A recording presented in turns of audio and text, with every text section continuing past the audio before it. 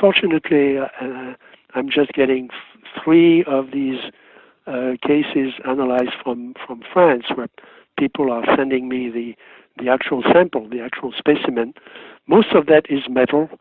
And the other thing that was very difficult was that beyond chemical analysis, it was very hard to get access to a machine where we could look at the isotopes.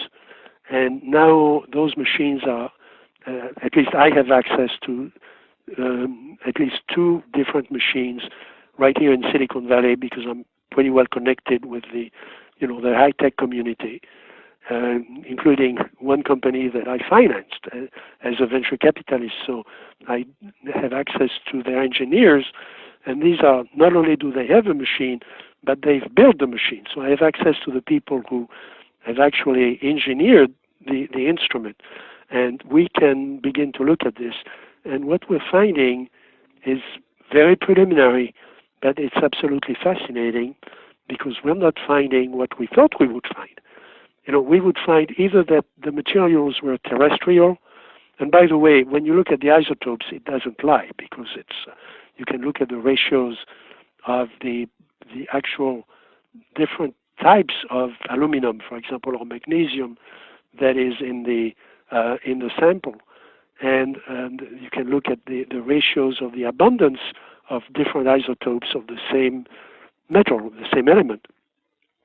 And so either it should be terrestrial, which we can find out very quickly, or it could be extraterrestrial, in which case you'd expect that it would vary by a few percent from the standard ratio. And most of those machines are mass spectrometers, and they are often used by geologists, among other people, who look at meteorites. Meteorites are extraterrestrial, and they don't have the same ratio of isotopes that you do if you pick up, a piece of iron on Earth. So they are used to looking at ratios that are a little bit different. But what we find is ratios that are 100% off. And that is completely new. And that is something that we're going to break that down a little bit. I think everyone will follow that terrestrial objects have a certain ratio correlation between the isotopes. Extraterrestrial meteors have a different set of ratios that are slightly off. And then you run across this material, and what is it telling you? So in a number of cases, including a celebrated case at Ubatuba in Brazil and a couple of other cases, we're beginning to find material that is completely off the natural ratios. And this does not mean that it comes from, a star somewhere in our galaxy, because the galaxy was formed from essentially the same material condensing, the same material from stars of a particular generation condensing into the metals and the elements that we have around us today. So, yeah, there is a variation between the way the Earth was formed and the way, say, Pluto was formed. So you'd expect the meteorites, for example, to be somewhat different, and of course those differences are very interesting. But that's not what we find. What we find is that, first, some of the isotopes are missing. The isotopes are on completely different ratios. Some of them are double the percentage that they should be. And what that could indicate is that somebody has taken that material, separated the isotopes, and then re-engineered the material. So if we can confirm that, and again, this is very preliminary, and you can't just do that by running it in one machine. You have to find. So I presented that material in France a couple of months ago, because I want to get access to labs in France. This should be done completely away from the intelligence people, from the military people. It should be done in the academic labs, completely open. And the witnesses should be invited to the lab to prove that we're not, substituting some strange thing, that this is actually their material.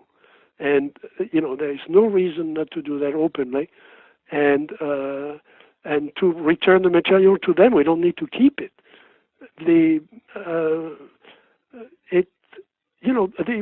Especially for things that come from 1947. In 1947, the only people who could separate the isotopes were the atomic people, separating uranium-235 from uranium-238, which is what the Iran is doing now with their centrifuge and the whole business about the atom bomb in Iran and so on. You separate the isotopes, and then you build something new because of new physical properties. But that, why would you go around doing that for magnesium or for iron or for things of that type? And that's what we find. It's as if somebody had separated those isotopes and then recombined them to build the material that we find. So if we can confirm that, and again, the qualifier is we're really at the very beginning of that, but this is material. I mean, this is material science, and the question is, how much would it cost to do something like that? And it looks like, this would be billions of dollars if we did it with today's technology. But maybe somebody has a different way of doing it, and so this is at the heart of. So there are three things that you get if you want to talk about the physics. There are three things that we get, or that people claim. The implants, and I've stayed away from that because I'm not a biologist. This is not my field, but I followed it. It's very interesting, and of course we can get those implants and we can study it. Dr. Lear started doing that, and other people have become involved. And it's very complex. And then there are claims that, of course, entire craft have been recovered at Roswell or at other places and are being kept in somebody's basement. And I've become convinced that some of that is true. I've had people coming to me, usually in the dead of the night, saying, I was approached to study that, and yes, it's true, and we couldn't figure out what that was. One of these people I can talk about, because he's dead, was Marcel Vogel, who was an IBM special fellow. Marcel Vogel is responsible for building for billions of dollars of revenue to IBM in the days of magnetic data, magnetic deposition on tapes and disks. And he was approached by the government to look at parts of something that had crashed.